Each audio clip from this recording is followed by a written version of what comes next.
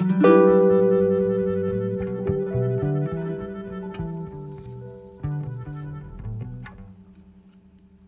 think a good judge of whether what I bake is a success or not is if I have to physically restrain myself from eating said food before I video it.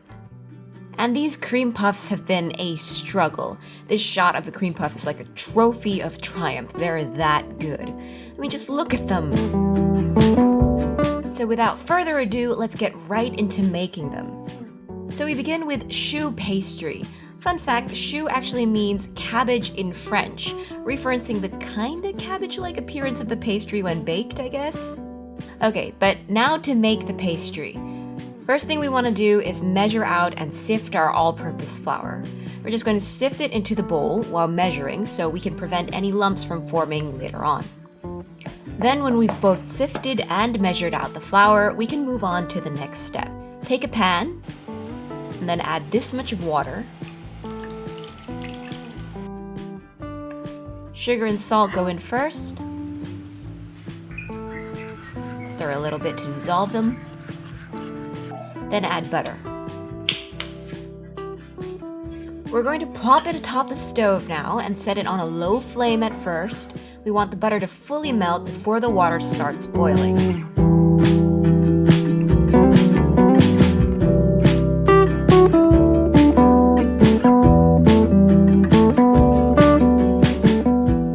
We'll also stir well to dissolve the sugar and salt again. If they don't dissolve properly, they can cause problems in our choux later while baking.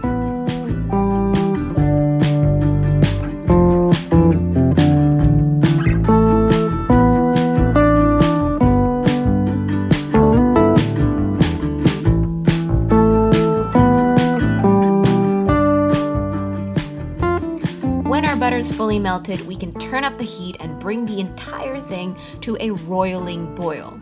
Let's see the bubbles galore.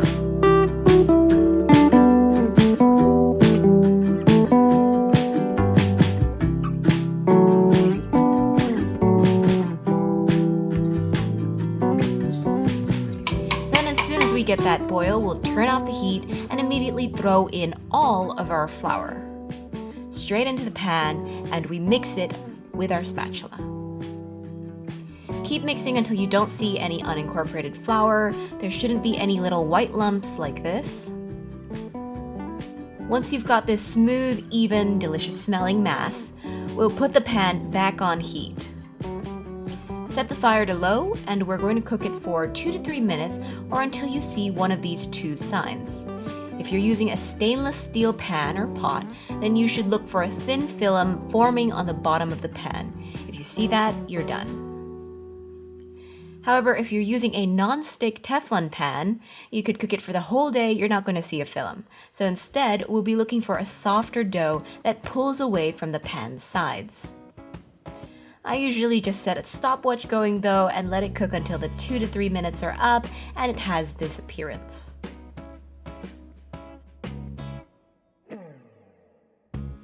When you have that cooked dough, it's time for the dough to come out of the frying pan and into the cold embrace of a pre-prepared bowl. At this stage, we need the dough to cool down. To speed that up, I'm going to spread it out thinner, give it more surface area. We're doing all this to let it cool because we're going to be adding eggs. Eggs can start cooking at as low of a temperature as 60 degrees Celsius, so unless we want scrambled eggs, this needs to chill. Okay, so we're just going to set it aside to chill and prepare our eggs in the meantime. Crack them into a cup.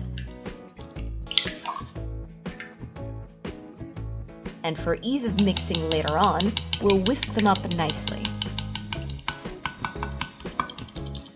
I'm using a scale to measure exactly how much egg I pour in, however, you can just eyeball it. We're going to add the eggs in little by little. First off, I'll pour in about half of the eggs, or 50 grams. Then, using my spatula, I'll incorporate it into the rest of the batter. Now for this part, you could actually use a stand mixer or a hand mixer. However, I think doing it for such a small batch by hand is more convenient. You also don't have to worry about overmixing it. Although it is a bit tricky at first, when the eggs are initially added in and we try to mix them in, the dough sort of slides around and just won't incorporate. Don't worry about it, just keep mashing them together. Eventually the eggs should be absorbed into the flour lump, looking something like this.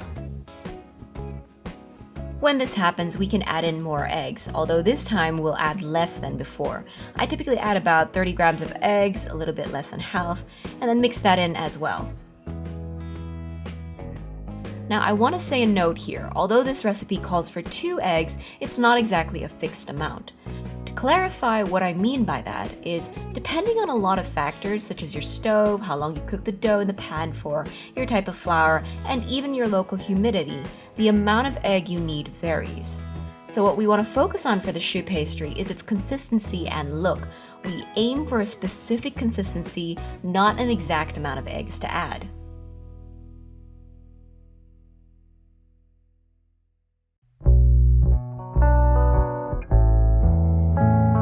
At this point, the choux should already at least look somewhat glossy. This is due to the eggs. It's here that we start to check the choux condition. We can do this by doing a test on the pastry mixture with our spatula. So mix the spatula around and then pull it straight up. The batter should drop down and leave a V hanging on the spatula. The right consistency being this, still dripping down but leaving a V on the spatula. It should be a pretty stable V. Even if you shake the spatula a bit, it won't really fall down. If you look at it, it also looks very glossy and smooth. So with that, I'll grab my piping bag and put a large round tip in it, cut it, then twist to close it, and finally put it into a tall measuring cup just to prop it up.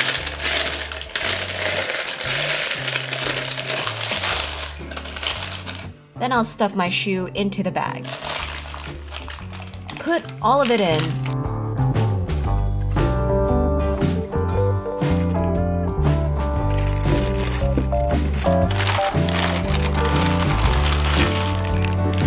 And then we'll pat it down to get out most of the air pockets, using a French scraper to push it down after. Then we'll pipe them out onto a baking pan with a silicone baking sheet on it, or you could use parchment paper.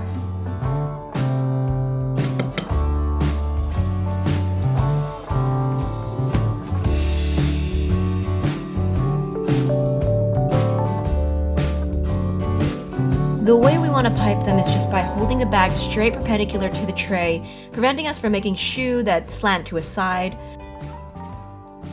So the choux grows straight up, and we also want to press down evenly to let the choux pipe without creating too many ripples.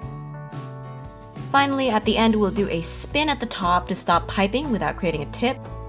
If we didn't do this little spin, a small tip would happen and it would burn in the oven. If a tip does happen though, no worries, we can get rid of it by dipping a finger in water and patting it gently down. Then we're done and can do the final step before baking them, spray them with water. This is going to help them rise up in the oven. The additional steam is very good for them.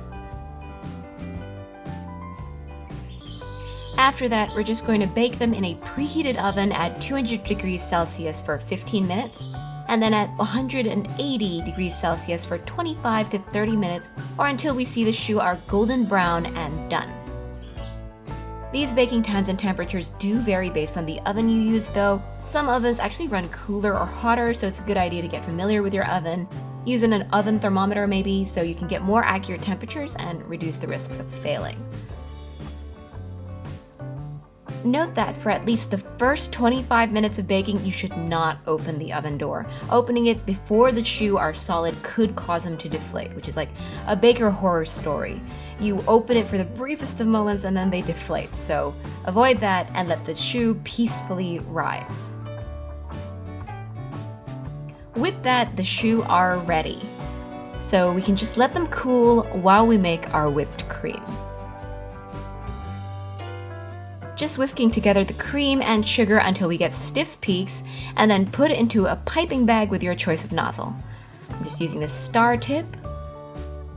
There are a lot of ways that you can fill up the cream puffs with the cream. The way I'm just going to cut them in half and serve the cream puffs in this way.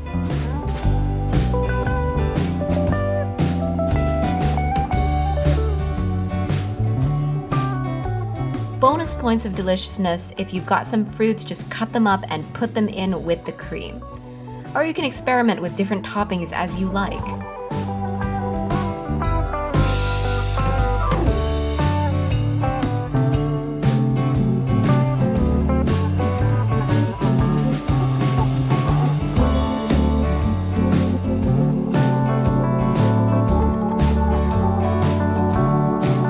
Then all that's left to do is take a big bite out of our cream puffs.